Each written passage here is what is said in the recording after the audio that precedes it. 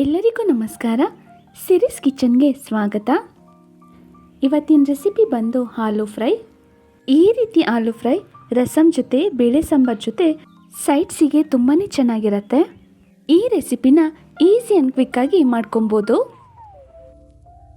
ಬನ್ನಿ ನೋಡೋಣ ಹೇಗೆ ಮಾಡೋದು ಅಂತ. ಒಂದು ಪ್ಯಾನಿಗೆ ಸ್ವಲ್ಪ ಎಣ್ಣೆನ ಹಾಕೊತಾ ಇದ್ದೀನಿ. ಎಣ್ಣೆ ಎಲ್ಲ ಕಾದಾದ್ಮೇಲೆ ಒಗ್ಗರಣೆಗೆ ಸಾಸಿವೆನ ಹಾಕೊತಾ ಇದ್ದೀನಿ. ಸಾಸಿವೆ ಎಲ್ಲ ಸಿಟ್ಟಾದ್ಮೇಲೆ ಒಗ್ಗರಣೆಗೆ ಜಜ್ಜಿಟ್ಕೊಂಡಿರೋ ಬೆಳ್ಳುಳ್ಳಿನ ಹಾಕೊತಾ ಇದ್ದೀನಿ. ಬೆಳ್ಳುಳ್ಳಿ ಘಮ ಬಿಡೋ ತನಕ ಎಣ್ಣೆಯಲ್ಲಿ ಫ್ರೈ ಆಗಬೇಕು. ನಾನು ಆಲೂಗೆಡ್ಡೆನ ಈ ರೀತಿ ಚಿಕ್ಕದಾಗಿ ಸ್ಲೈಸ್ ಮಾಡಿ ನೀರಲ್ಲಿ ಹಾಕೊಂಡಿದ್ದೀನಿ. ಸ್ಲೈಸ್ ಮಾಡಿ ಹಾಗೆ ಇಟ್ಟರೆ ಆಲೂಗೆಡ್ಡೆ ಎಲ್ಲ ಕಪ್ಪಾಗುತ್ತೆ. ಈ ರೀತಿ ಆಲೂಗೆಡ್ಡೆನ ಹಾಕೋದ್ರಿಂದ ಆಲೂಗೆಡ್ಡೆ ಕಪ್ಪಾಗಲ್ಲ. ನೀವು ನೋಡ್ತಿರ್ಬೋದು ಬೆಳ್ಳುಳ್ಳಿದು ಕಲರ್ ಎಲ್ಲ ಚೇಂಜ್ ಆಗಿದೆ. ಈಗ ಒಗ್ಗರಣೆಗೆ ಹೆಚ್ಚಿಟ್ಕೊಂಡಿರೋ ಆಲೂಗೆಡ್ಡೆನ ಸೇರಿಸ್ಕೊಂಡಿದ್ದೀನಿ. ಆಲೂಗೆಡ್ಡೆನ ಒಗ್ಗರಣೆಯಲ್ಲಿ 3 ರಿಂದ 4 ನಿಮಿಷ ಸ್ವಲ್ಪ ಫ್ರೈ ಮಾಡ್ಕೊಬೇಕು. ಈಗ ಇದಕ್ಕೆ ಮಸಾಲೆ ಪುಡಿಗಳನ್ನು ಸೇರಿಸ್ಕೊಳ್ಳೋಣ. ಅರ್ಧ ಸ್ಪೂನಷ್ಟು ಅರಿಶಿನ ಪುಡಿನ ಹಾಕ್ಕೊಂಡಿದ್ದೀನಿ. 1 ಸ್ಪೂನಷ್ಟು ಧನಿಯಾ ಪುಡಿ ಮತ್ತು ಅರ್ಧ ಸ್ಪೂನಷ್ಟು ಗರಂ ಮಸಾಲ, ಅರ್ಧ ಸ್ಪೂನಷ್ಟು ಅಚ್ಚ ಖಾರದ ಪುಡಿನ ಸೇರಿಸ್ಕೊತಾ ಇದ್ದೀನಿ. ಹಾಗೆ ಅರ್ಧ ಸ್ಪೂನಷ್ಟು ಮೆಣಸಿನ ಪುಡಿನೂ ಸಹ ಹಾಕ್ಕೊತಾ ಇದ್ದೀನಿ. ಈಗ 1 ಸ್ಪೂನಷ್ಟು ಉಪ್ಪನ್ನ ಸೇರಿಸ್ಕೊತಾ ಇದ್ದೀನಿ. ಎಲ್ಲ ಮಸಾಲೆ ಪದಾರ್ಥನ ಒಗ್ಗರಣೆಯಲ್ಲಿ ಚೆನ್ನಾಗಿ ಮಿಕ್ಸ್ ಮಾಡಿಕೊಂಡು ಫ್ರೈ ಮಾಡ್ಕೊಬೇಕು.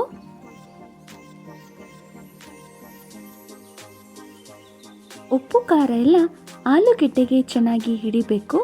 ಅಲ್ಲಿ ತನಕ ನೋಡಿ ಚೆನ್ನಾಗಿ ಫ್ರೈ ಮಾಡ್ಕೊಳ್ಳೋಣ. ಆದಷ್ಟು ಸಿಮ್ಮಲ್ಲೇ ಚೆನ್ನಾಗಿ ಫ್ರೈ ಮಾಡ್ಕೊಬೇಕು.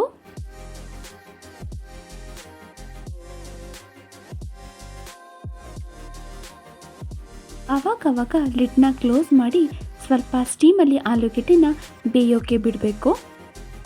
10 ಸೆಕೆಂಡ್ ಆದರೂ ಲಿಡ್ನ ಕ್ಲೋಸ್ ಮಾಡಬೇಕು. 10 ಸೆಕೆಂಡ್ ಆಗಿದೆ. ಈಗ ಲಿಡ್ನ ಓಪನ್ ಮಾಡ್ತಾ ಇದ್ದೀನಿ. ಆಲೂಗೆಡ್ಡೆನ ಒಂದು 2 ರಿಂದ 3 ನಿಮಿಷ ಚೆನ್ನಾಗಿ ಫ್ರೈ ಮಾಡ್ಕೊತೀನಿ. ಮತ್ತೆ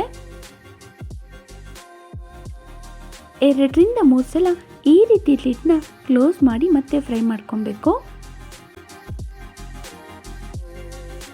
ನೋಡಿದ್ರಲ್ಲ, ಆಲೂ ಫ್ರೈ ರೆಡಿಯಾಗಿದೆ. ನೀವು ಸಹ ಈ ರೆಸಿಪಿನ ಕ್ವಿಕ್ ಆ್ಯಂಡ್ ಈಸಿಯಾಗಿ ಮಾಡ್ಕೊಬೋದು. ಐ ಹೋಪ್ ಈ ರೆಸಿಪಿ ನಿಮ್ಮೆಲ್ಲರಿಗೂ ಇಷ್ಟ ಆಯಿತು ಅಂತ ಅಂದ್ಕೊಂಡಿದ್ದೀನಿ. ನೀವೊಂದ್ಸಲ ಟ್ರೈ ಮಾಡಿ ಹೇಗಿತ್ತು ಅಂತ ಕಮೆಂಟ್ ಮಾಡಿ. ಹಾಗೆ ನಿಮ್ಮ ಫ್ರೆಂಡ್ಸ್ ಆ್ಯಂಡ್ ಫ್ಯಾಮಿಲೀಸ್ಗೂ ಕೂಡ ಶೇರ್ ಮಾಡಿ. ಯಾರ್ಯಾರು ಹೊಸದಾಗಿ ಈ ವಿಡಿಯೋ ನೋಡ್ತಿದ್ದೀರೋ ಪ್ಲೀಸ್ ನನ್ನ ಚಾನಲ್ನ ಸಬ್ಸ್ಕ್ರೈಬ್ ಮಾಡಿ. ನಾನು ರಸಮ್ ರೈಸ್ ಮಾಡಿದೆ. ರಸಮ್ ರೈಸ್ ಜೊತೆ ಇದನ್ನ ಸೈಡಿಗೆ ಸರ್ವ್ ಮಾಡ್ತಾಯಿದ್ದೀನಿ. ತುಂಬಾ ಚೆನ್ನಾಗಿತ್ತು. Thank you.